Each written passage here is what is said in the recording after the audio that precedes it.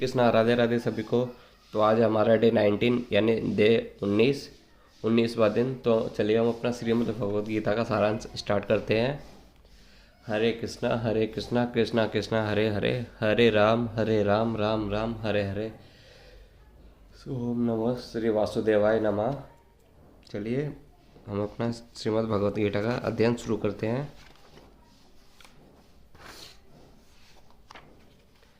आज हमारा अध्याय 9 परम गुहा ज्ञान। देखते हैं इसमें हमारे प्रभु जी भगवान ने हमको क्या आज्ञा दी है। श्री भगवान ने कहा है, अर्जुन, चूँकि तुम मुझसे कभी ईर्ष्या नहीं करते, इसलिए मैं तुम्हें यह परम गुहा ज्ञान तथा अनुभूति बताऊंगा, जिससे जानकर तुम संसार के सारे क्लेशों से मुक्त हो जाओगे। ज्यों ज्यों भक्त भगवान के विषयों में अधिकाधिक सुनता है, त्यों त्यों वह आत्म प्रकाशित होता है। यह श्रवण विधि श्रीमद् भागवत में इस प्रकार अनुमोदित है।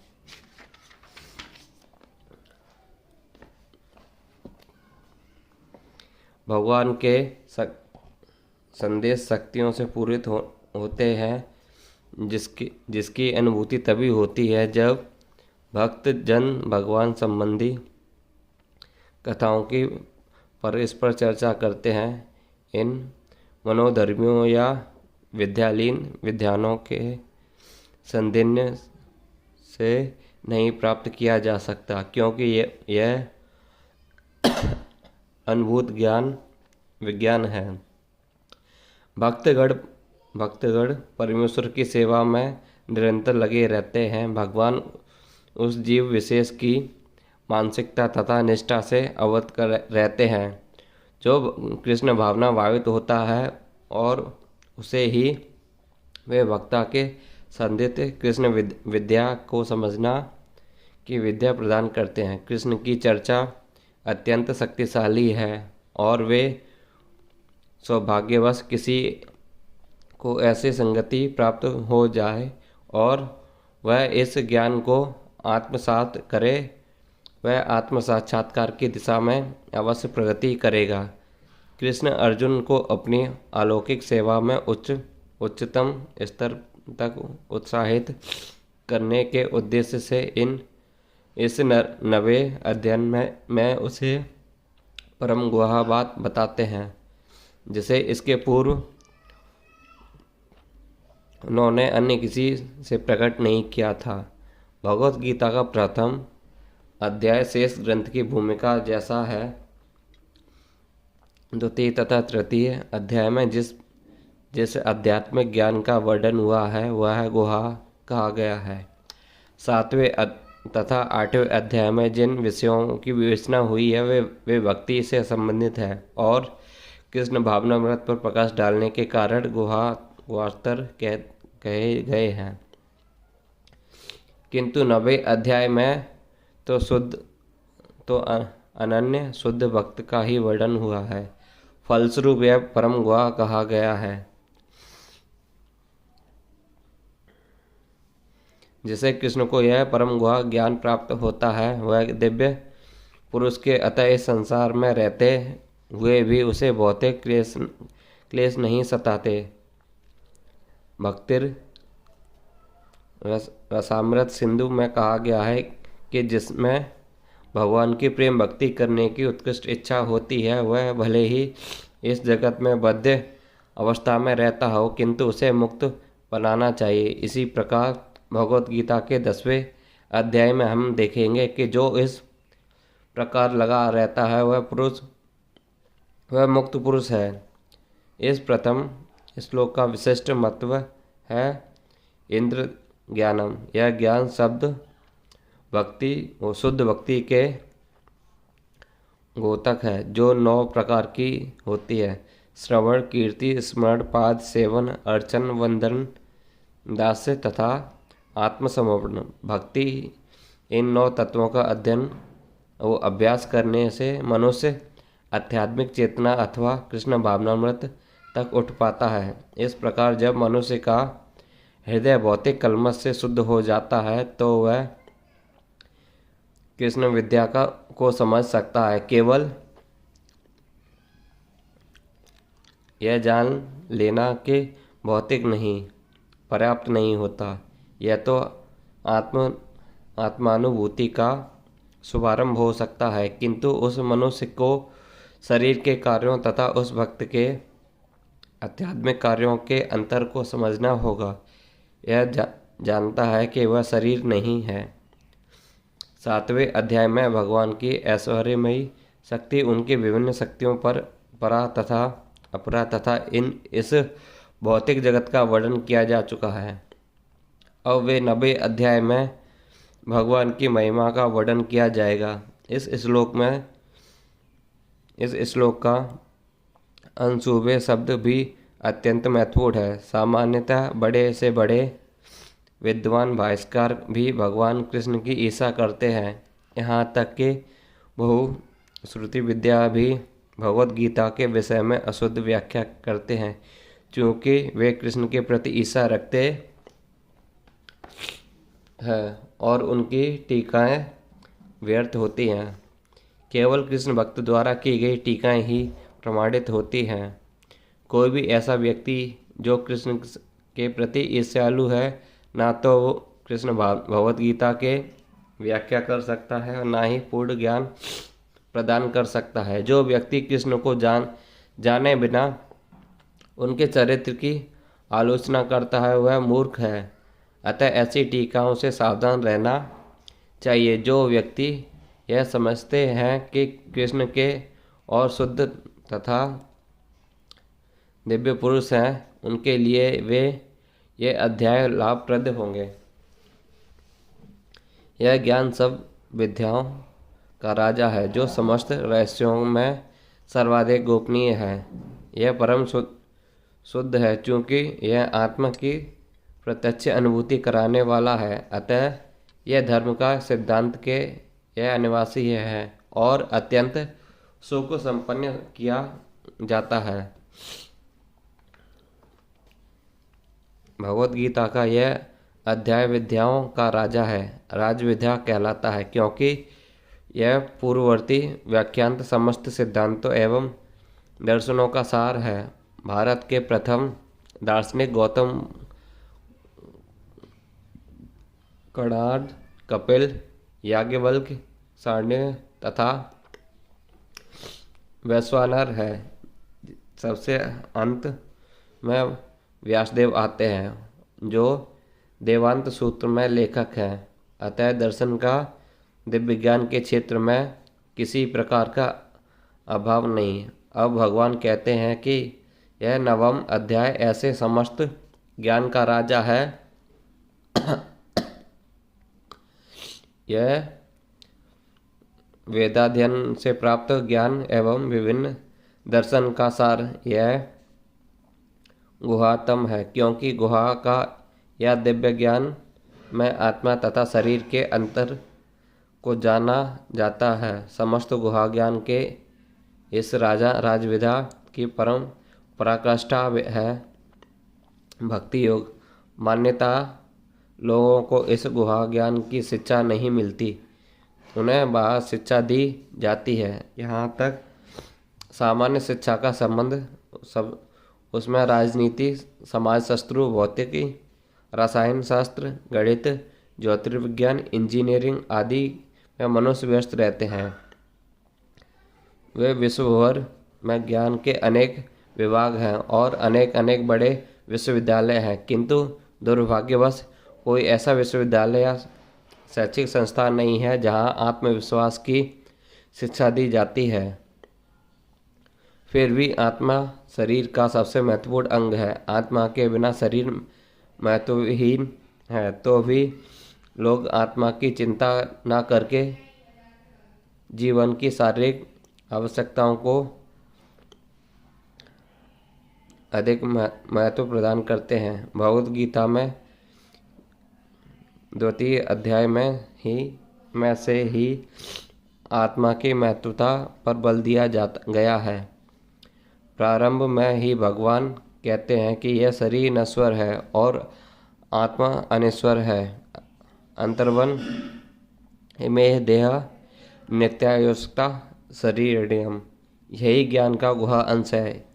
केवल यह जान लेना कि यह आत्मा शरीर से भिन्न है, यह निर्वारिक, अविनाशी और नित्य है। इससे आत्मा के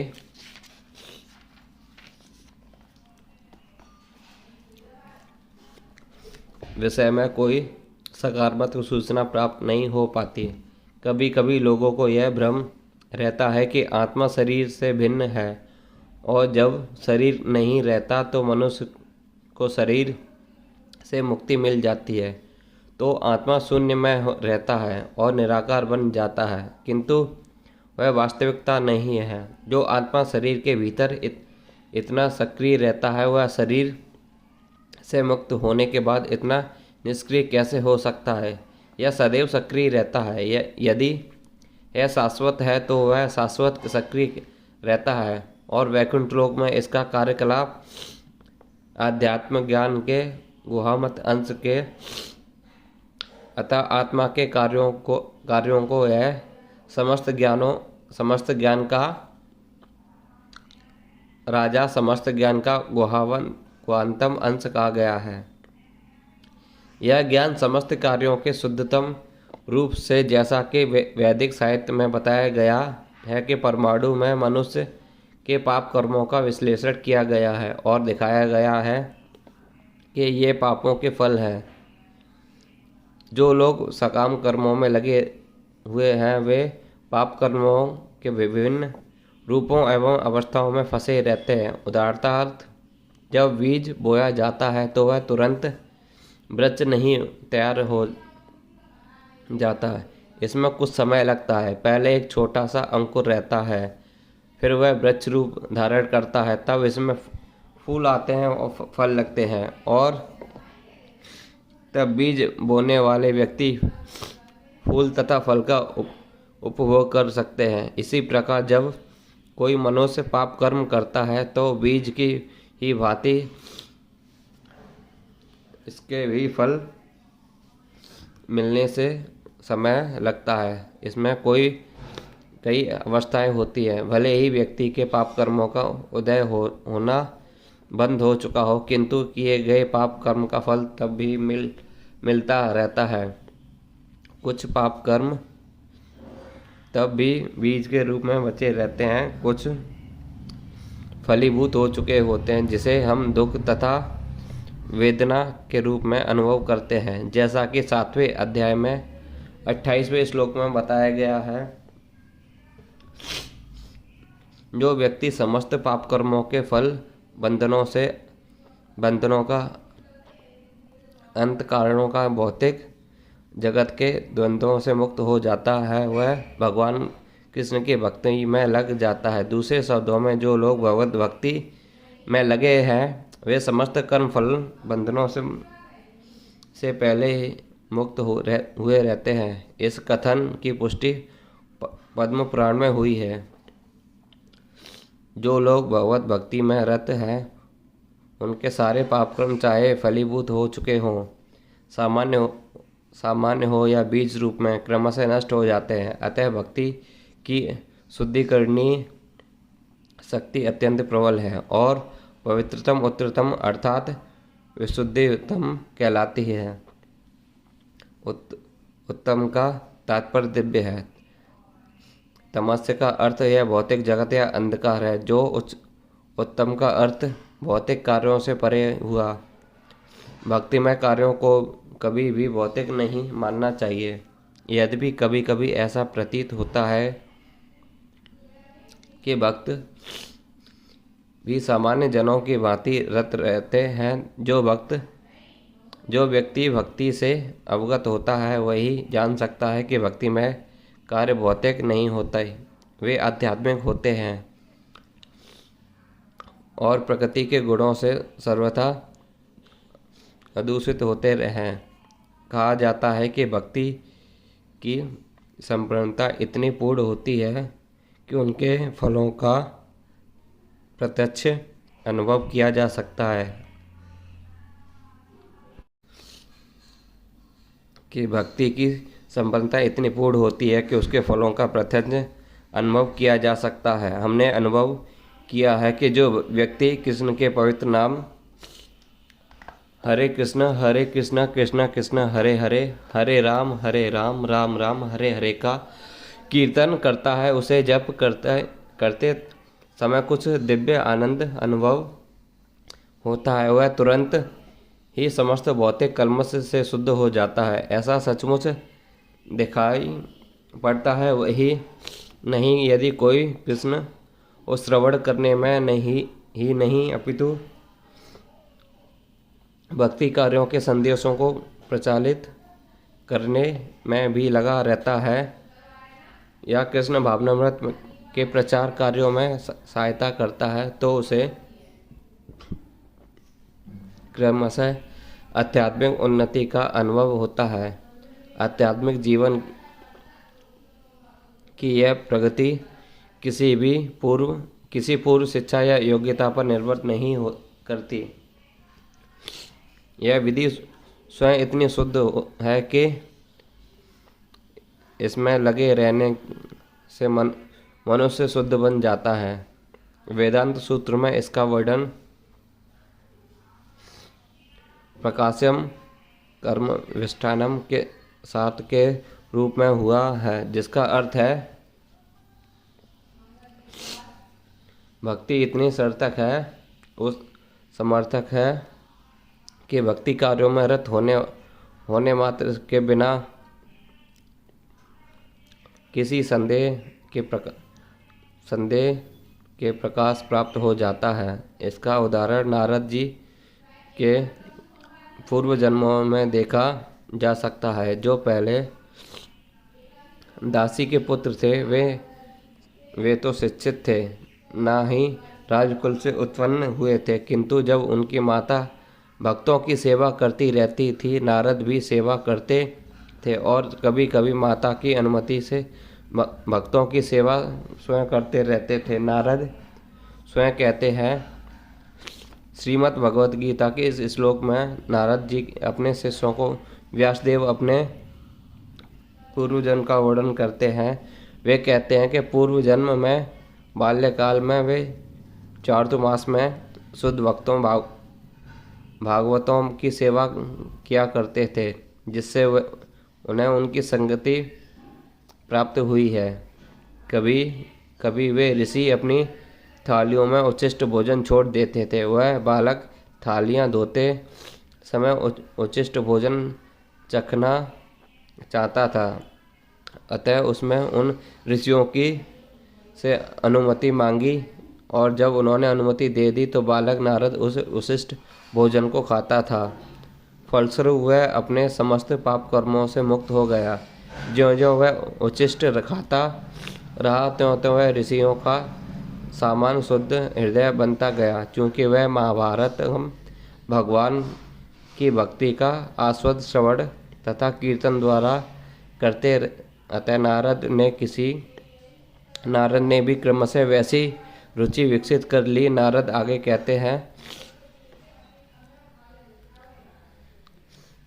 ऋषियों की संगति करने से नारद में भी भगवान की महिमा के श्रवण तथा कीर्तन की रुचि उत्पन्न हुई और उन्होंने भक्त की तीव्र इच्छा विकसित की।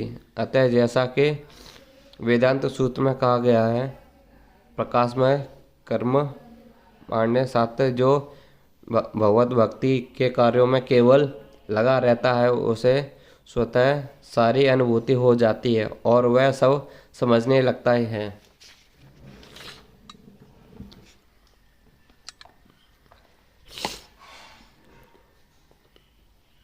इसी का नाम प्रत्यक्ष अप्रत्यक्ष अनुभूति है। धर्मन्य शब्द का अर्थ है धर्म का पथ। नारद वास्तव में दासी पुत्र थे। उन्हें किसी पाठशाला में जाने का अवसर प्राप्त नहीं हुआ था। वे केवल माता के कार्यों में सहायता करते थे और सौभाग्यवश उनकी माता भक्तों की सेवा का सुयोग प्राप्त हुआ था। बालक नारद को भी यह शुभ अवसर उपलब्ध हो सका है। वे भक्तों के संगति करने से ही समस्त धर्म के परम लक्ष्य को प्राप्त हो सके। यह लक्ष्य है कि भक्ति, जैसा कि श्रीमद् भागवत में कहा गया है, सा वे पुंसा धर्म परो धर्मे यथा भक्तिर ध्रुजा। सामान्यतः धार्मिक व्यक्ति यह नहीं जानते कि धर्म का परम लक्ष्य भक्ति की प्राप्ति है, जैसा कि हम पहले ही 8वें अध्याय में अंतिम श्लोक में व्याख्यात करते हुए कह चुके हैं कि वेदेषु यज्ञेषु तमस्पेषु चैव। सामान्यतः आत्म साक्षात्कार के लिए वैदिक ज्ञान आवश्यक है, किंतु यहाँ पर नारद ना तो किसी गुरु के पास पाठशाला में गए थे, ना ही उन्हें वैदिक नियमों की शिक्षा मिली थी, तो भी उन्हें वैदिक अध्ययन के सर्वोच्च फल प्राप्त हो सके। यह विधि इतनी सशक्त है कि धार्मिक कृत्य के बिना ही मनुष्य सिद्धि प्राप्त होता है। यह कैसे संभव होता है, इसकी भी पुष्टि वैदिक साहित्य में मिलती है। आचार्यवानु पुरुषो वेद। महान आचार्यों के सत्संग में रहकर मनुष्य आत्म साक्षात्कार के लिए आवश्यक समस्त ज्ञान से अवगत हो जाता है, भले ही वह अशिष्ट हो या उसने वेदों का अध्ययन न किया हो। भक्ति योग अत्यंत सुखकर सुखम होता है।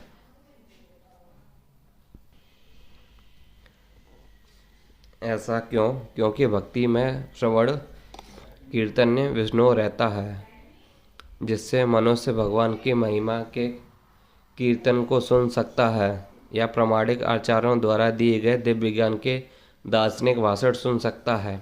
मनुष्य केवल बैठे रहकर सीख सकता है। ईश्वर को अर्पित अच्छे स्वादिष्ट भोजन का उच्छिष्ट खाकर प्रत्येक दशा में भक्ति सुखमक में मनुष्य गरीबी की हालत में भी भक्ति कर सकता है। भगवान कहते हैं कि पन्न पुष्प फल तो वे वक्त में हर प्रकार की भेंट लेने के तैयार रहते हैं, चाहे पत्र हो, पुष्प हो, फल हो या थोड़ा सा जल हो। जो कुछ भी संसार के किसी भी कोने में उपलब्ध हो या किसी व्यक्ति द्वारा उसकी सामाजिक स्थिति पर विचार किए बिना अर्पित किए जाने पर भगवान को यह स्वीकार है, यदि उसे प्रेम पूर्वक चढ़ाया जाए। इतिहास में ऐसे अनेक उदाहरण प्राप्त हैं। भगवान के चरण कमलों पर चढ़े तुलसीदास का आस्वादन करके संत कुमार जैसे मुनि महान भक्त बन गए। अतः भक्ति योग अति उत्तम है और इसे प्रसन्न मुद्रा में संपन्न किया जा सकता है। भगवान को तो वह प्रेम प्रिय है जिसमें उन्हें वस्तुओं को अर्पित की जाती हैं। यहाँ पर कहा गया है कि भक्ति शाश्वत है, वह वैसी नहीं जैसे कि सामान्यवादी चिंतक साधिकार कहते हैं। यद्यपि वे कभी कभी भक्ति करते हैं, किंतु उनकी यह भावना रहती है कि जब तक मुक्ति ना मिल जाए तब तक उन्हें भक्ति करते रहना चाहिए।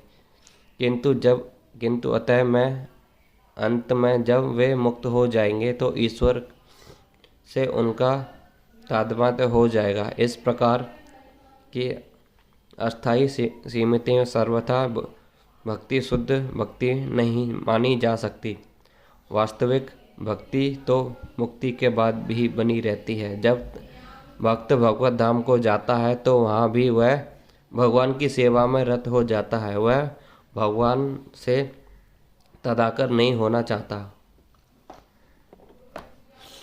जैसा कि भगवत गीता में देखा जाएगा, वास्तविक भक्ति मुक्ति के बाद प्रारंभ होती है। जैसा मुक्त होने पर जब मनुष्य ब्रह्मपद पर स्थिर होता है, ब्रह्मभूत जो उसकी भक्ति प्रारंभ होती है।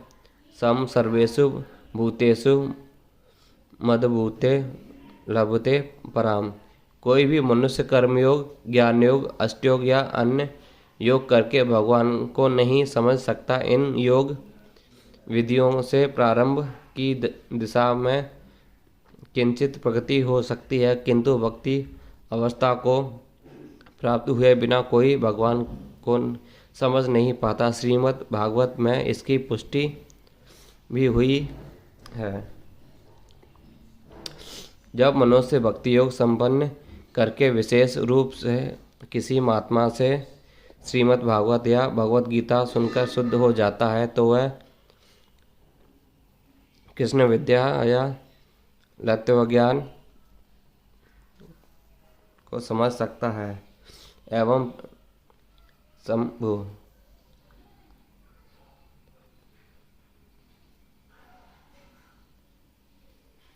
प्रसन्न मनसो भगवत भक्ति योगतम।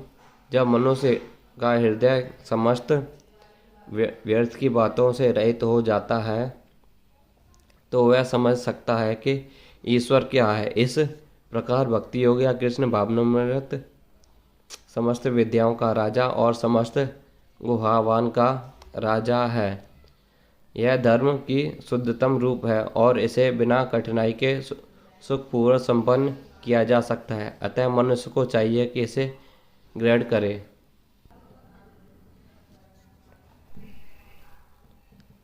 हे परंतम, जो लोग भक्त में श्रद्धा नहीं रखते वे मुझे प्राप्त नहीं कर पाते, अतः वे इस भौतिक जगत में जन्म मृत्यु के मार्ग पर वापस आते रहते हैं।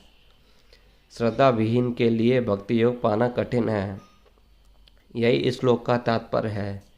श्रद्धा तो भक्ति की संगति से उत्पन्न की जाती है। महापुरुषों के वैदिक प्रमाणों से सुनकर भी अभागे लोग ईश्वर में श्रद्धा नहीं रखते। वे झिझकते रहते हैं और भगवत भक्ति में दृढ़ नहीं रहते। इस प्रकार कृष्ण भावनामृत की प्रगति में श्रद्धा मुख्य है।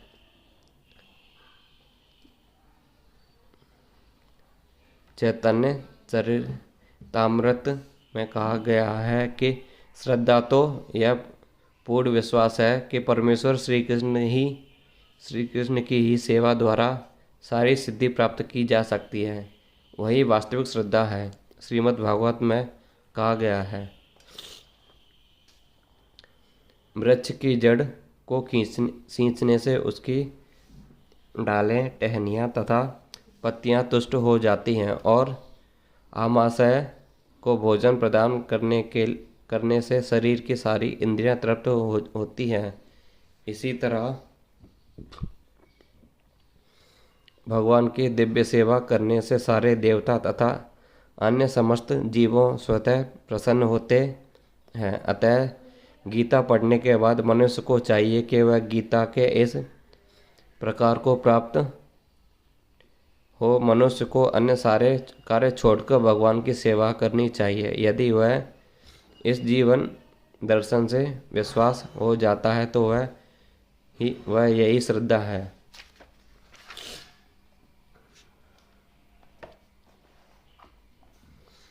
इस श्रद्धा का विकास कृष्ण भावनामृत की विधि है। कृष्ण भावना भावित व्यक्ति की 3 कोटियां हैं। तीसरी कोटि में वे लोग आते हैं जो श्रद्धा विहीन हैं। यदि ऐसे लोग ऊपर भक्ति में लगे हैं तो उन्हें भी सिद्ध अवस्था प्राप्त नहीं हो पाती।